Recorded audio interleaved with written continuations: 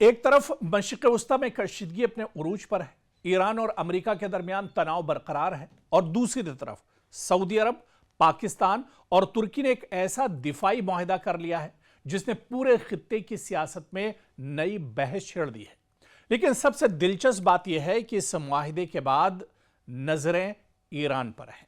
سوال یہ ہے کہ تہران اس نئے دفاعی اتحاد کو اپنے لیے کتنا بڑا خطرہ سمجھتا ہے، اور کیا سعودی عرب، پاکستان اور ترکیہ کا یہ اتحاد دراصل ایران کے خلاف ایک نیا محاذ بننے جا رہا ہے؟ سب سے پہلے دراصل اس معاہدے کو بہت جلدی سمجھ لیتے ہیں، کیونکہ 7 اگست کو مکہ مکرمہ میں سعودی عرب، پاکستان اور ترکی نے مشترکہ دفاعی معاہدے پر دستخط کیے۔ اس معاہدے کے تحت کسی ایک رکن پر مسلح حملے کو تینوں کے خلاف حملہ تصور کیا جائے گا، اور تینوں ممالک ایک دوسرے کے دفاع میں تعاون کریں گے۔ پاکستان کے وزیر خارجہ اسحاق ڈار نے واضح کیا ہے کہ یہ معاہدہ کسی مخصوص ملک کے خلاف نہیں بلکہ دفاعی نوعیت کا ہے۔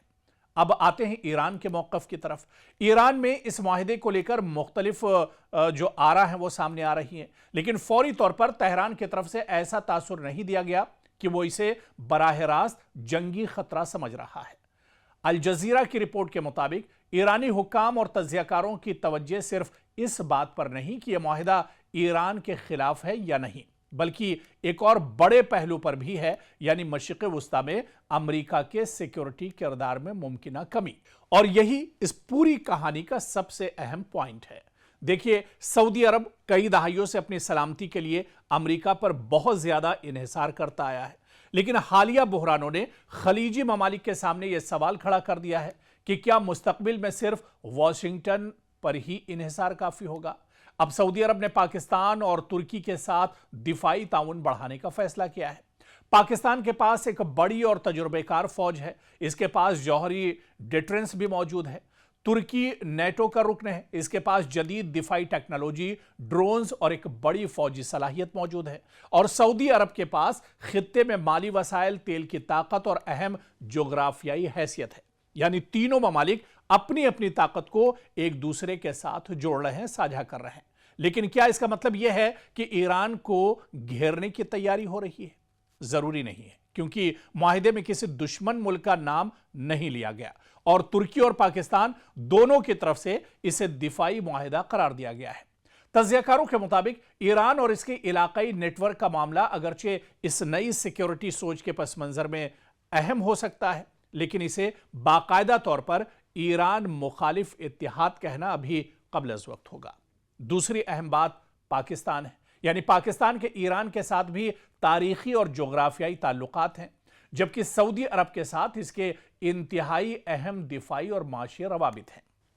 اس لیے اسلام آباد کے لیے سب سے بڑا چیلنج یہی ہوگا کہ وہ سعودی عرب کے ساتھ اپنے دفاعی وعدوں کو پورا کرتے ہوئے ایران کے ساتھ تعلقات کو خراب ہونے سے کیسے بچاتا ہے، اور یہی وجہ ہے کہ پاکستان اس معاہدے کو مسلسل دفاعی قرار دے رہا ہے۔ اب ذرا بڑے منظرنامے کو دیکھیے۔ یہ معاہدہ صرف 3 ممالک کے درمیان فوجی تعاون نہیں بلکہ مشرق وسطی کے بدلتے ہوئے سیکیورٹی نظام کی علامت بھی سمجھا جا رہا ہے۔ اگر مستقبل میں مزید ممالک اس اتحاد یا اس طرح کے دفاعی تعاون میں شامل ہوتے ہیں تو خطے میں ایک نیا سیکیورٹی بلاک بن سکتا ہے۔ مصر سمیت بعض دوسرے ممالک کے نام بھی ممکنہ شراکت داروں کے طور پر زیر بحث آئے ہیں۔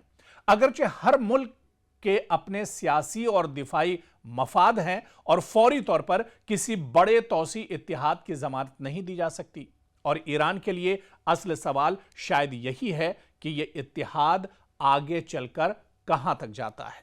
اگر یہ صرف سعودی عرب، پاکستان اور ترکی کے درمیان دفاعی تعاون تک محدود رہتا ہے تو تہران کے لیے خطرہ محدود ہو سکتا ہے، لیکن اگر یہ ایک بڑے علاقائی سیکیورٹی نیٹ ورک میں تبدیل ہوتا ہے تو اس میں ایران کے مخالف ممالک شامل ہو جاتے ہیں، تو پھر ایران کو اپنی دفاعی سفارتی حکمت عملی پر دوبارہ غور کرنا پڑ سکتا ہے۔ اسی وجہ سے یہ کہنا کہ مکہ پیکٹ دراصل ایران کے خلاف ہے، یہ ابھی ایک طرح سے کہنا قبل از وقت ہوگا۔